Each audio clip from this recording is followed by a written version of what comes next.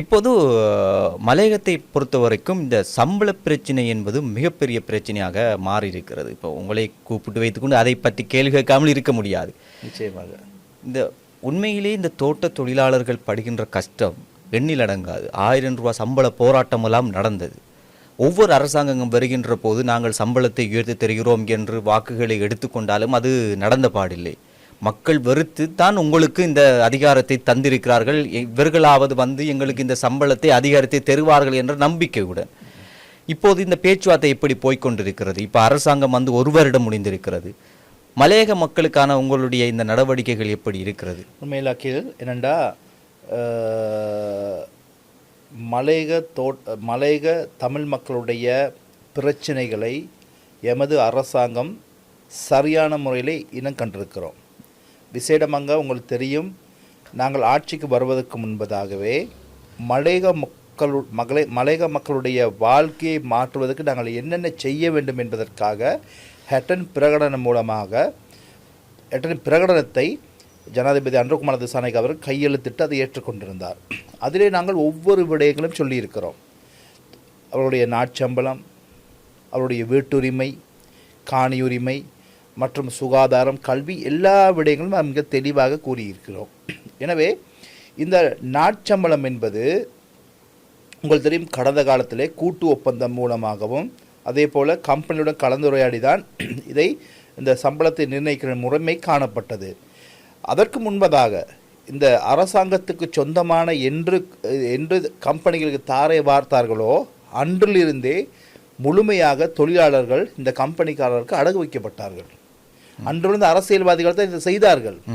மிகவும் நலிவடைந்த ஒரு ஒப்பந்தத்தின் மூலமாகத்தான் இந்த அரச காணிகளை இந்த குத்தகைக்கு இந்த கம்பெனிக்கு விற்றார்கள். இன்று சாதாரணமாக எங்களுடைய தேவைகளுக்கு பாடசாலை கட்டுவதற்கோ ஆலயங்கள் அமைப்பதற்கோ ஏன் மக்களுக்கு வீடு கட்டுவதற்கு கூட காணிகளை பெற்றுக்கொள்வதற்கு மிக கடினமாக இருக்கிறது. நினைக்கிறேன் டொய்லெட் கூட கட்ட முடியாது, மலசல கூடத்தை கூட கட்ட முடியாத ஒரு நிலைமையில் இன்னைக்கு இருக்கிறோம். இதுக்கு முழுக்க அரசியல்வாதிகள் தான் காரணம். அந்த நேரத்திலே இந்த ஒப்பந்தம் செய்கின்ற பொழுது இந்த மக்களுக்கு இந்த இது கொடுக்க வேண்டும் என்ற சரத்தை சேர்த்திருக்க வேண்டும். ஆனால் அதில் நினைக்கிறேன் பாடசாலைக்கு மாத்திரம் 2 ஏக்கர் வழங்க வேண்டும் என்ற ஒரு ஒப்பந்தம், அந்த சரத்து மட்டும்தான் இருக்க, மற்ற எந்த தேவைகளுக்கும் இதுவரை கொடுக்கப்படலை. ஏன்னா கம்பெனி தங்களுடைய உச்சபட்ச அதிகாரத்தை காட்டுகிறார்கள். எனவே அதாவது கம்பெனிகளுடைய ஒரு அனுமதி இல்லாமல் எதுவும் செய்ய முடியாது. ஒரு காட்டாட்சி போலதான் அவர்களுக்கு. ஆனால் இன்று அவர்கள் மாற்றத்தை நாங்கள் கொண்டு வந்திருக்கிறோம். இன்று அதிகாரம், இன்று மக்கள் வழங்கியிருக்கிற அதிகாரம் சாமானியப்பட்ட அதிகாரம் கிடையாது, அதி உச்ச அதிகாரத்தை எங்களுக்கு வழங்கியிருக்கிறார்கள். எனவே இந்த அதிகாரத்தை கொண்டு நாங்கள் நல்லதை செய்து கொண்டு போகிறோம். ஆனால் கடந்த கால ஆட்சியாளர்கள் இந்த சம்பளத்தை பெற்றுக் கொடுக்காமல் போனாமல் தான் இருந்தது, அவர்களால் பெற்றுக் கொடுக்க முடியவில்லை அந்த மக்களுக்கு. அப்போ நீங்கள் எப்படி அது சாத்தியம் என்று நினைக்கிறீர்கள்? நீங்கள் இல்லை, நான் முற்றுமுழுதாக கடந்த கால ஆட்சியாளர்கள் சம்பளத்தை பெற்றுக் கொடுக்கவில்லை என்று நான் கூறவில்லை. அவர்களுடைய காலத்திலும் ஏதோ ஒரு முறையிலே கொஞ்சம் அதிகரிக்கப்பட்டிருக்கு. ஆனால் இப்பொழுது வழங்கப்படுற 1350 ரூபாய் என்பது எவ்விதத்திலும் போதுமானது அல்ல. நாங்கள் இந்த கம்பெனியுடன் முதலாம் சுற்று பேச்சுவார்த்தையிலே நாங்கள் அவர்களிடம் மிக தெளிவாக கூறினோம், ஏன் குறைந்தபட்சம் 1700 ரூபா வழங்கப்பட வேண்டும். குறைந்தபட்சம், அதாவது வாழ்க்கை செலவுக்கு ஏற்ற போல தொழிலாளருடைய சம்பளம் உயர்த்தப்பட வேண்டும்.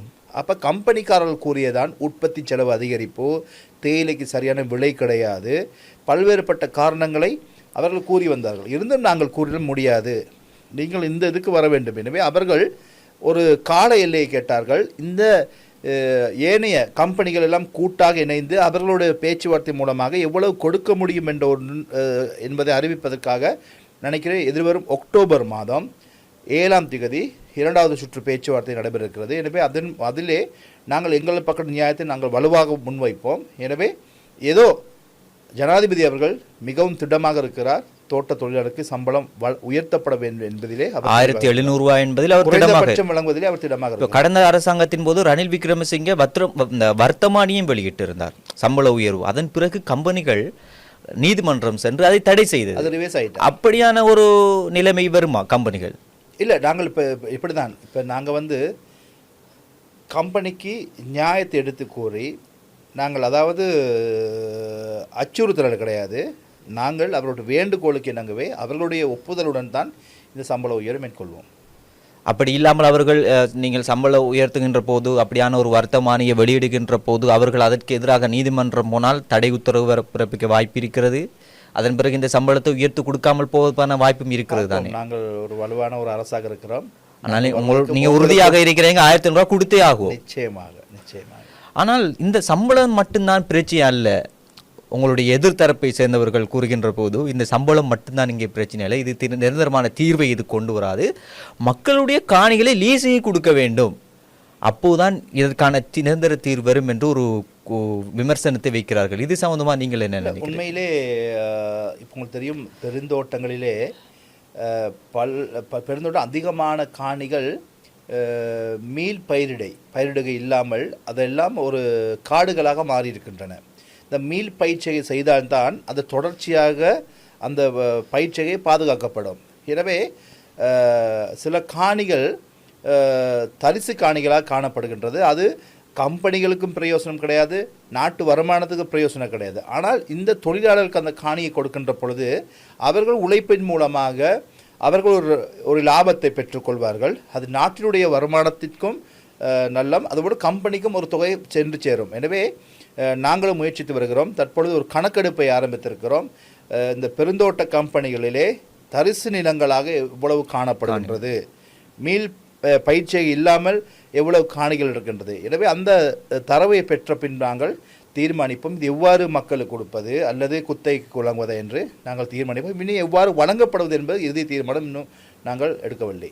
ஆனால் நிச்சயம் அந்த அந்த எண்ணப்பாட்டிலே நாங்கள் இருக்கிறோம். அந்த லீசிங் கொடுக்குற எண்ணப்பாட்டில் இருக்கிறோம். ஆனால் அண்மையிலே திகாம்பரத்தோடு ஒரு நேர்காணல் ஒன்று நான் செய்திருந்தேன். அவர் உறுதியாக சொல்கிறார், இந்த அரசாங்கத்தால் அந்த மலையக மக்களுக்கு 10 பேஜ் காணி கூட கொடுக்க முடியாது, ஏலம் என்றால் கொடுத்து பாருங்கள். நான் அண்ணன் திகாம்பரம் அவர்களுக்கு அழைப்பு எடுக்கிறேன். அண்மையிலே நாங்கள் வழங்கும்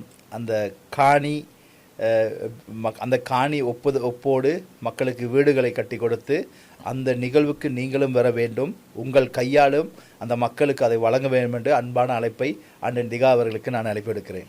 அவர் 10 பைசா காணிங்க கொடுப்பீங்க இல்லை, இப்போ அவர் சொன்னார் தானே, சவால் விடுறாரு. அவர் கையால் நம்ம மக்களுக்கு காணிய உறுதிப்பத்திரத்தை கொடுத்தா போச்சு. இல்லை, அவர் சொல்றாரு அது கொடுத்தால் அவர் உங்களுக்கு ஆதரவு தருவது தயாராக இருக்கு. அதுதான் நல்ல விஷயம். அவர் எங்க ஆதரவு தருவது எவ்வளவு பெரிய விஷயம். அதனால நான் அவர் திகாண்ணனுக்கு சொல்றேன், வாங்க சேர்ந்து மக்களுக்கு அந்த விஷயங்களை சேர்ந்து செய்வோம் என்று. உறுதியாகி காணி எப்படியும் கொடுப்போம். நிச்சயமாக.